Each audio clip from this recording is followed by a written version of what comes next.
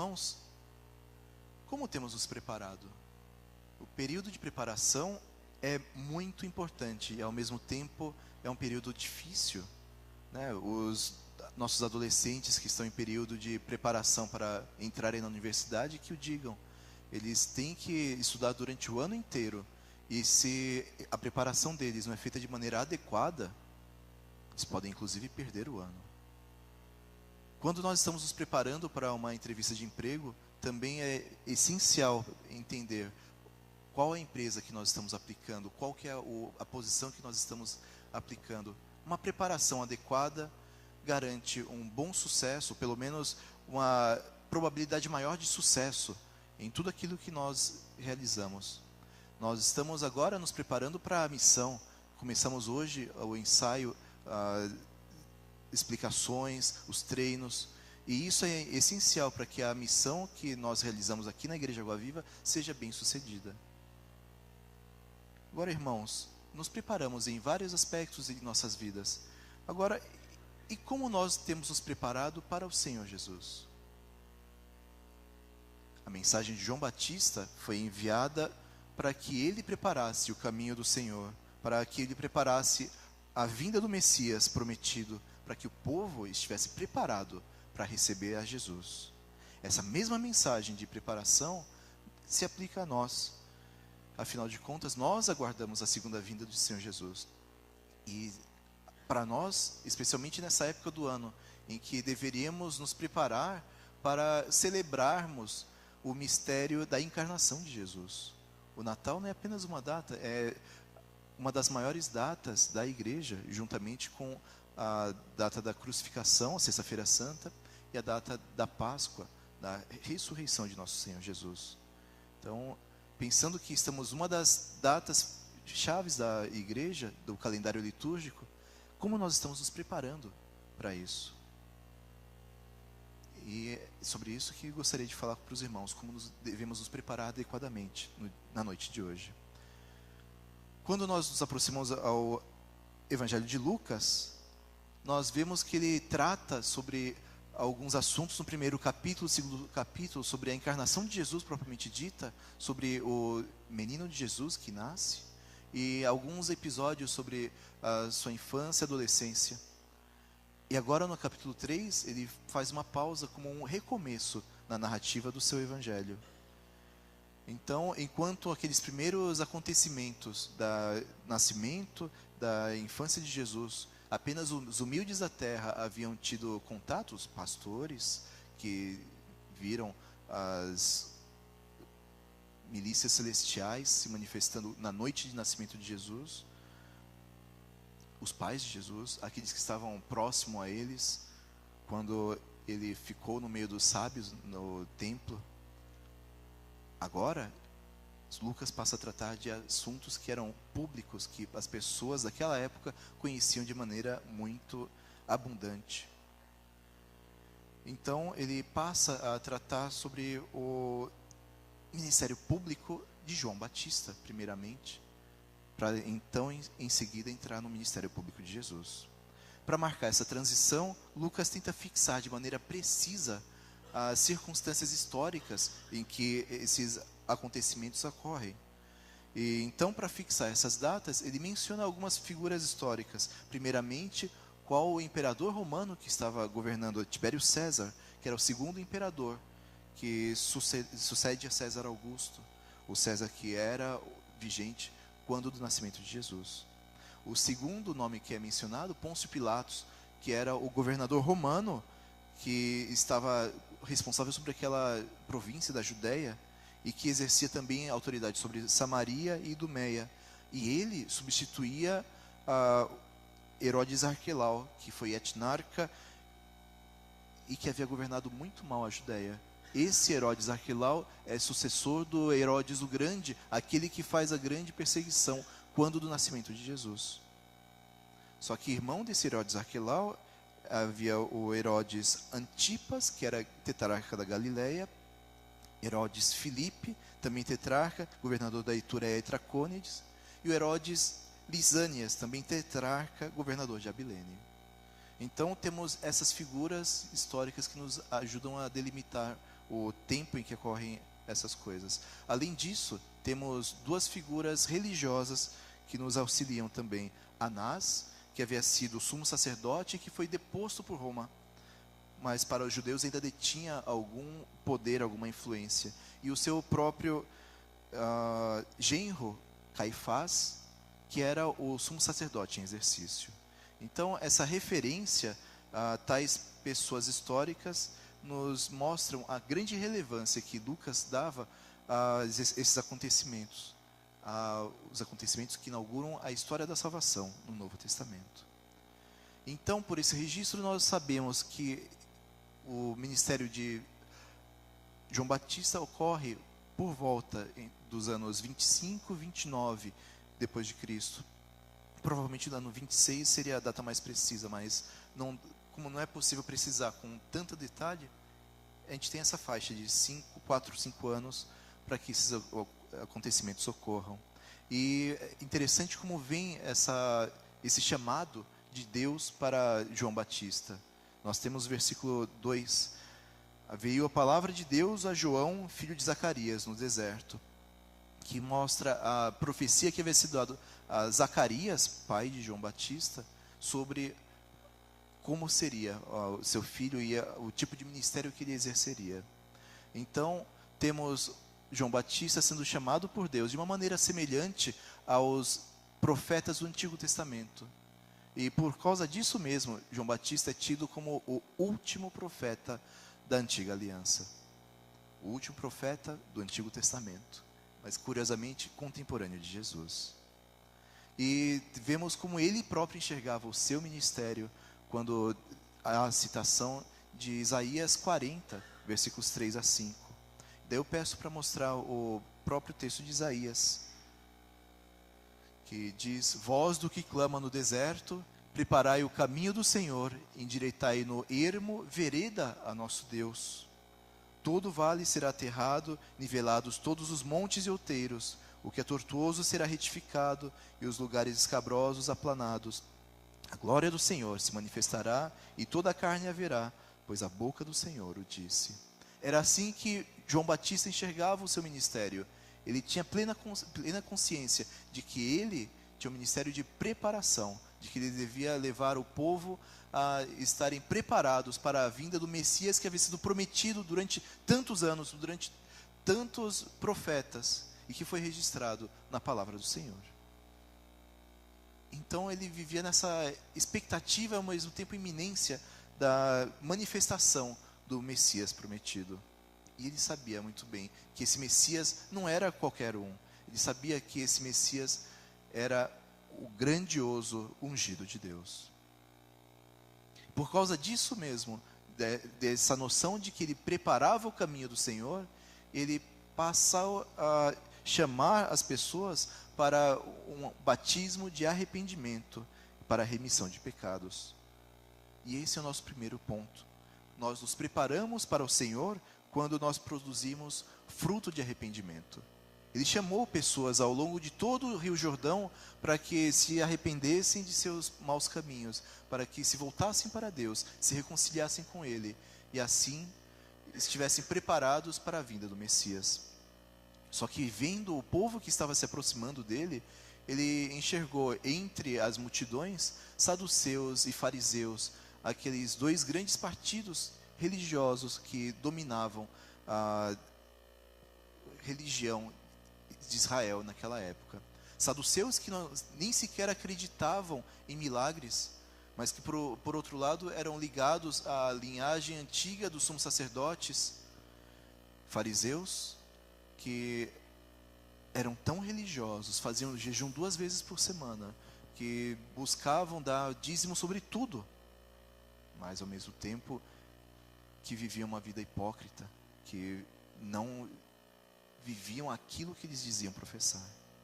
E vendo esse tipo de pessoa se aproximando dele, pedindo que ele, como profeta de Deus, batizasse eles, pedindo que ele efetivasse esse chamado para arrependimento, ele dirige a palavra para eles de maneira bem dura. Fala: raça de víboras, que a gente pode traduzir como ninhada ou filhotes de cobras venenosas, de cobras peçonhentas. E aqui ele diz: raça de víboras, quem vos induziu a fugir da ira vindoura?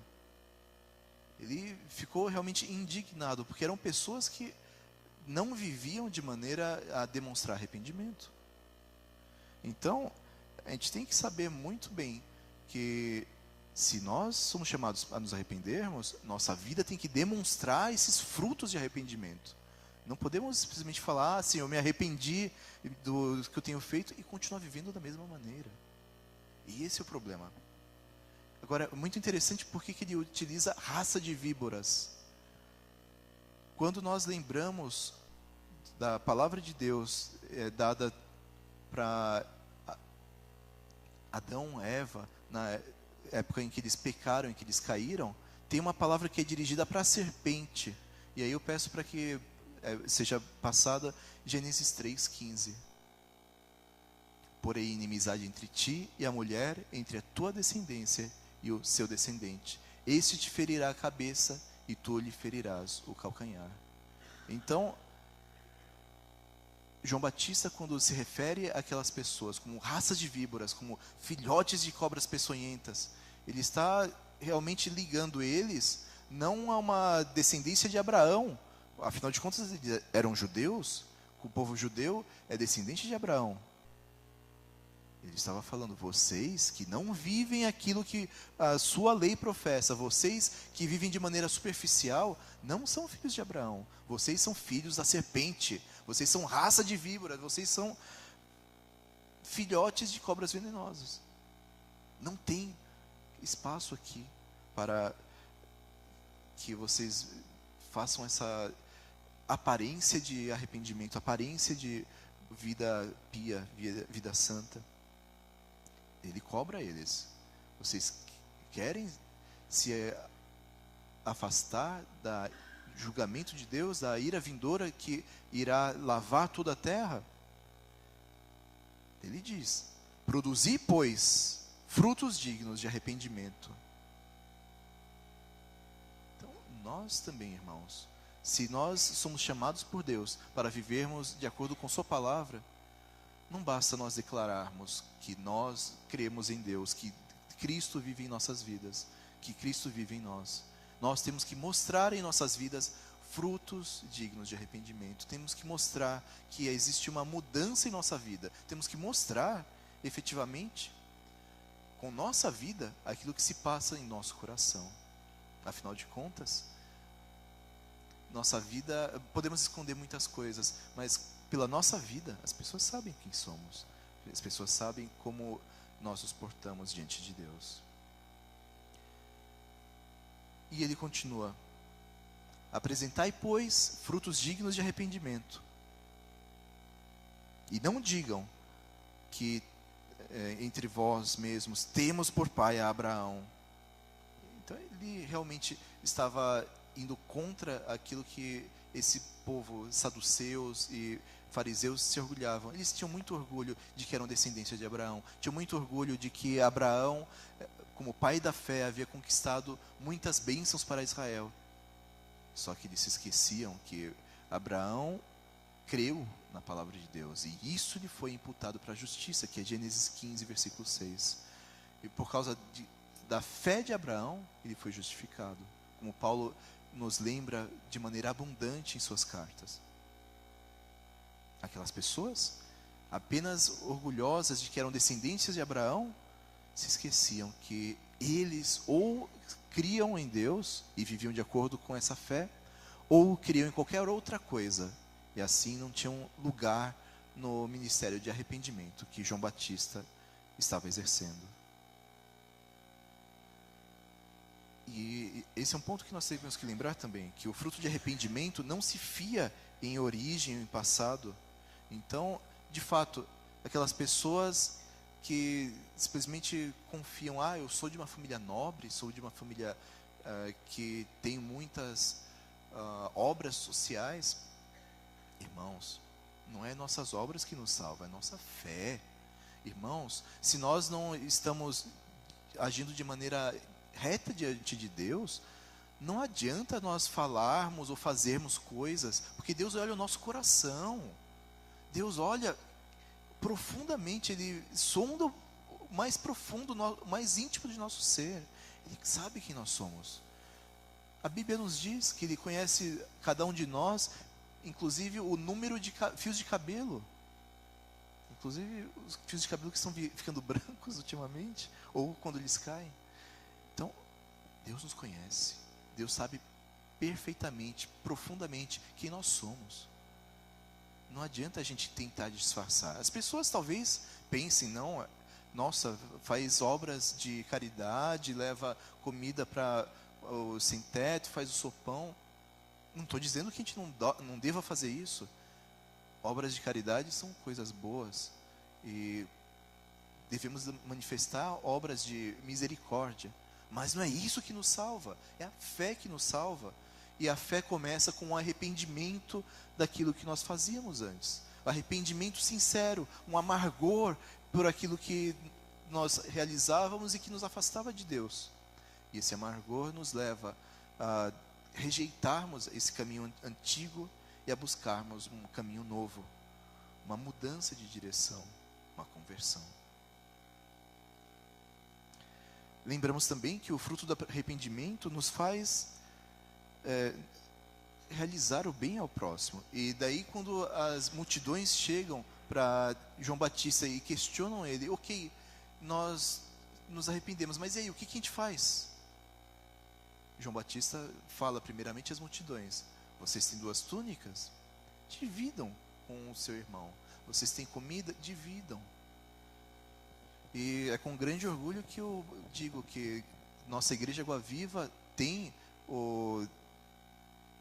a refeição depois dos cultos, no culto matutino, almoço, no culto noturno, um lanche, um mini jantar, justamente por conta disso, para que nós possamos ter um momento de comunhão, para que nós possamos ter um momento de repartição das bênçãos que Deus tem colocado diante de nós.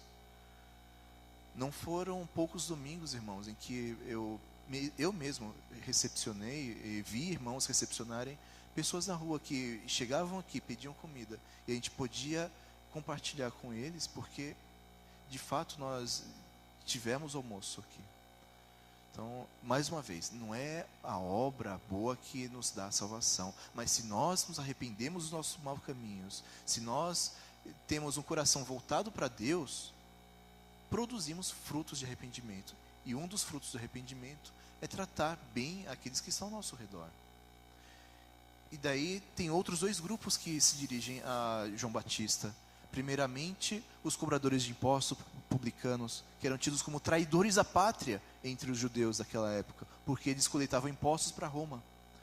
E eles perguntaram para João Batista: mestre, o que nós haveremos de fazer? Daí ele orienta, ele não fala para eles: vocês deixem de cobrar impostos e venham para o deserto. Ele não fala para eles: vocês deixem de realizar o seu trabalho mundano e passem a dedicar suas vidas inteiramente para Deus. Não, ele fala: vocês, na posição que Deus colocou vocês, ajam de acordo com a palavra de Deus. Para os publicanos ele fala: não cobreis mais o que é estipulado, não peguem mais imposto do que é devido. Afinal de contas, eles viviam com uma comissão do imposto, e muitos eram mal vistos pelo povo porque cobravam muito além daquilo que era devido. Daí então chegam soldados para João Batista. Provavelmente esses soldados eram romanos, não eram judeus. E eles se dirigem para ele e perguntam: e nós, mestre, o que haveremos de fazer? E ele não diz para eles: vocês deixem de ser soldados, parem tudo que estão fazendo e venham para o deserto. Ele não fala isso. Ele fala: vocês, como soldados, a ninguém maltratem, não deis denúncia falsa, e contentai-vos com o vosso soldo. Essa frase, ninguém maltrateis, seria literalmente traduzido como: não agiteis violentamente alguém, como se fosse extorquindo. E a gente sabe muito bem que haviam relatos de soldados romanos que extorquiam as pessoas para que pudessem ter mais recursos. Não deis denúncia falsa, ou seja, não atentem para falsas denúncias. Façam aquilo que é justo. Então, o fruto de arrependimento também implica em tratar o nosso próximo com justiça. E são esses 3 pontos que a gente precisa lembrar com relação ao fruto de arrependimento. Só que nós nos preparamos para o Senhor também, não apenas ao demonstrarmos fruto de arrependimento em nossa vida. Nós nos preparamos para o Senhor também ao reconhecermos o seu senhorio. Após essas pessoas virem para João Batista e quererem entender como fazer para viver de acordo com a palavra de Deus, com o que era esperado deles, com esse fruto de arrependimento, alguns passaram a se perguntar se não era o próprio João Batista o Messias prometido. Então, João Batista alerta eles.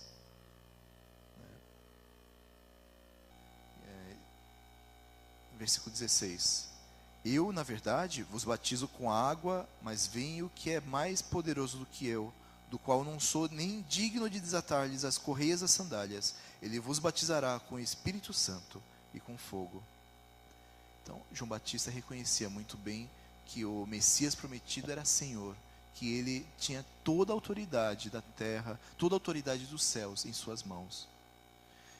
Ele reconhecia muito bem que o Messias estava para vir e que ele, com o ministério que ele estava realizando, não era nada perto de o que Jesus haveria de ser. Ele não havia encontrado ainda Jesus como o Cristo. Sabemos, pelo Lucas mesmo, do encontro, ele no ventre de sua mãe e a sua tia, Maria, com o menino Jesus em seu ventre, e ele se alegrando porque havia encontrado com o Messias. Não sabemos se, como primos, eles se encontraram durante encontros familiares. Não há registro disso na palavra. Podemos imaginar que talvez tenham se encontrado. O que sabemos seguramente é que até então, João Batista ainda não havia encontrado com o Messias no seu ministério público, com Jesus como o Messias enviado por Deus. Isso seguramente sabemos. E assim ele anuncia para as pessoas que eles deviam esperar alguém muito maior, alguém muito mais maravilhoso do que ele. Agora vejam, irmãos, a tentação que ele sofreu.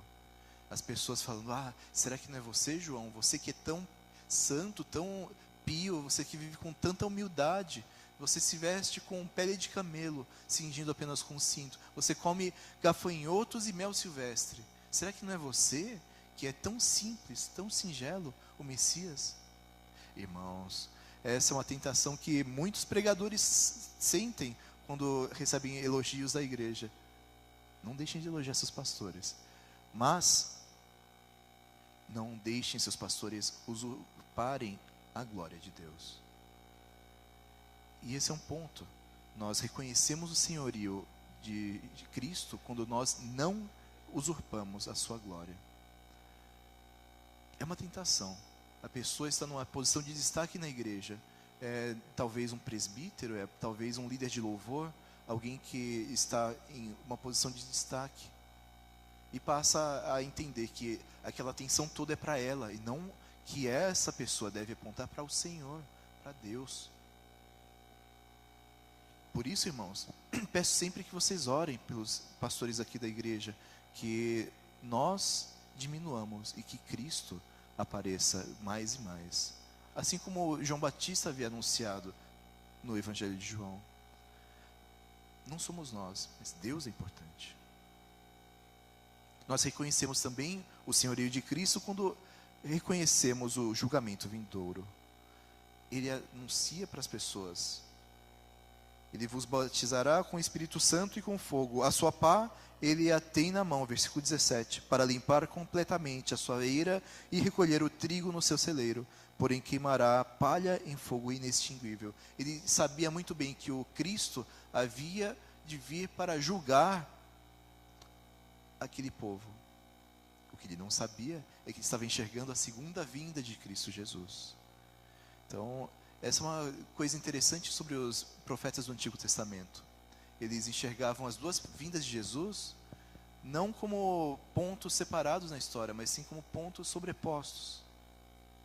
É como se nós estivéssemos numa estrada, irmãos, e víssemos dois obstáculos, um após o outro. Mas no ângulo de visão que nós estamos, não conseguimos enxergar os dois, enxergamos apenas uma coisa.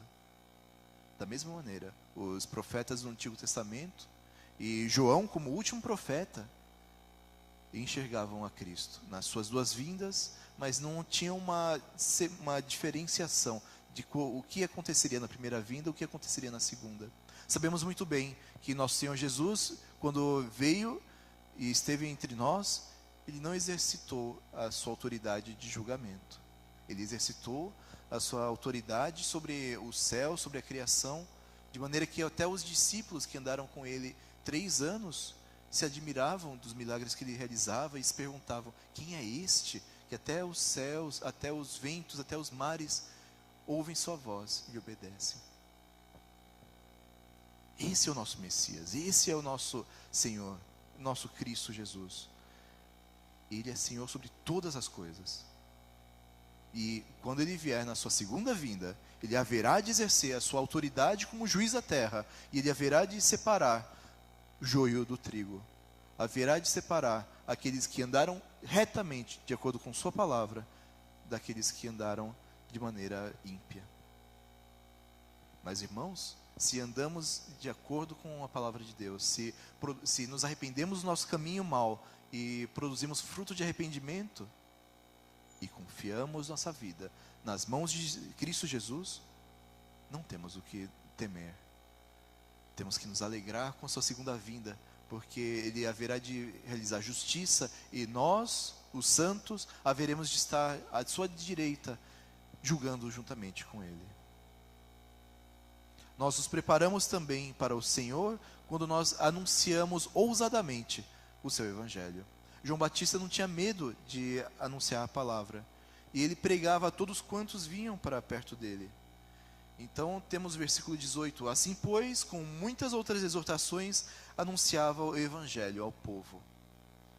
Nós também, como povo de Deus, temos esse dever.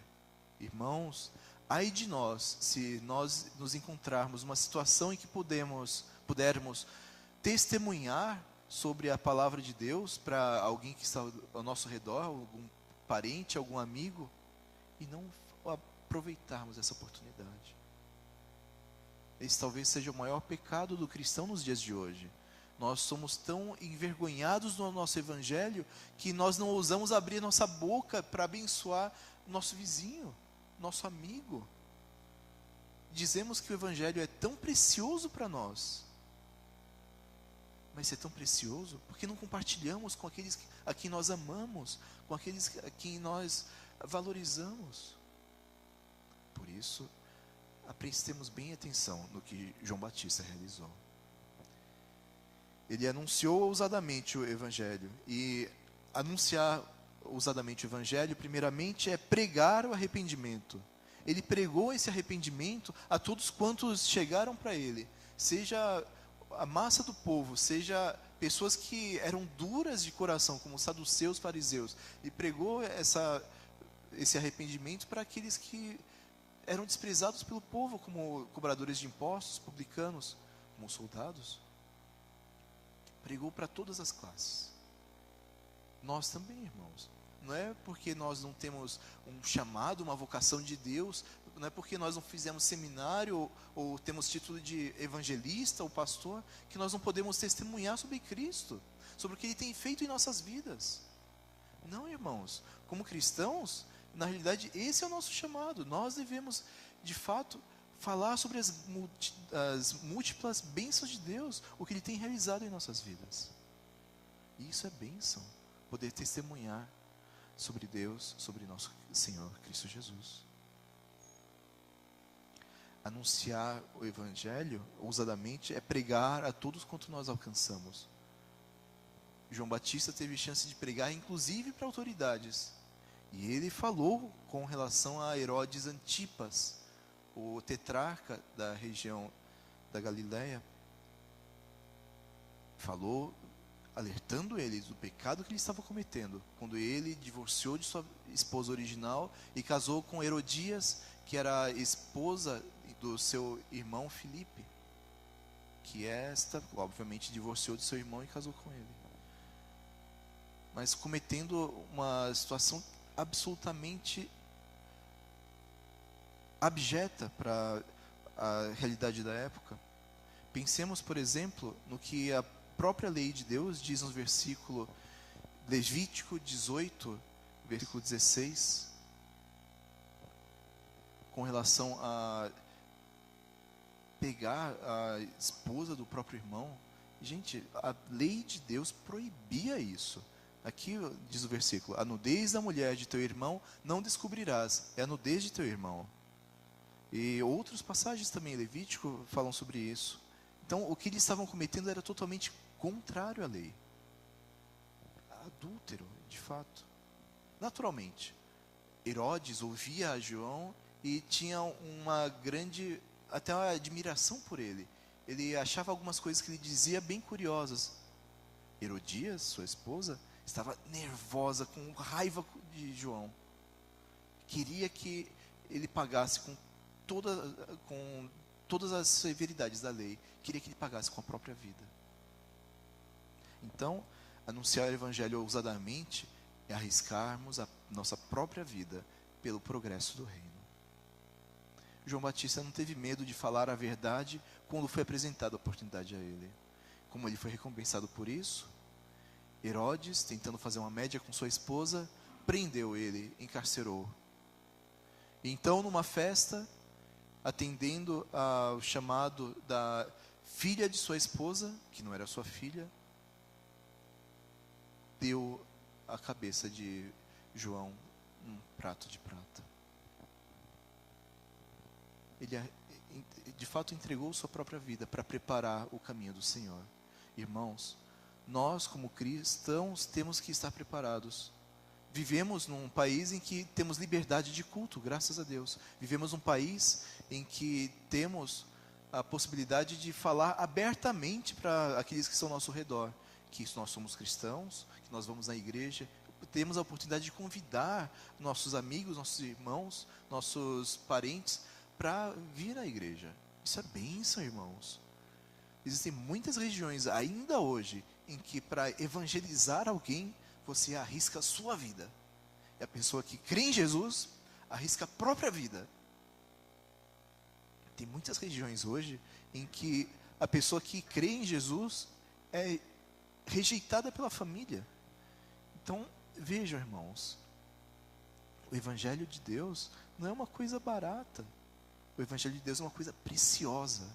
É a pérola preciosa, é o tesouro escondido que nós devemos levar adiante. João Batista teve um ministério de preparação. Nós devemos nos preparar também, irmãos. Natal está chegando. Não é uma mera data festiva. Não é apenas para trocarmos presentes. Nos alegremos, sim. Encontremos nossas famílias. Mas tenhamos certeza do motivo pelo qual estamos celebrando. Que nós preparemos nosso coração para que nesse Natal relembremos o verdadeiro motivo de celebração, que é a vinda, a encarnação de nosso Senhor Jesus, o Messias prometido, aquele que haveria de realizar a grande salvação, e realizou. Ele morreu, entregou sua vida na cruz e ressuscitou ao terceiro dia. Graças a ele, irmãos, nós estamos aqui. Graças ao seu sacrifício, nós podemos celebrar abertamente ao nosso Senhor. E graças a ele, nós podemos ter o privilégio de compartilhar nossa fé com aqueles que estão ao nosso redor, mostrando o nosso fruto de arrependimento, reconhecendo o senhoria do Senhor Jesus e levando a palavra do Evangelho adiante. Que Deus nos ajude. Oremos.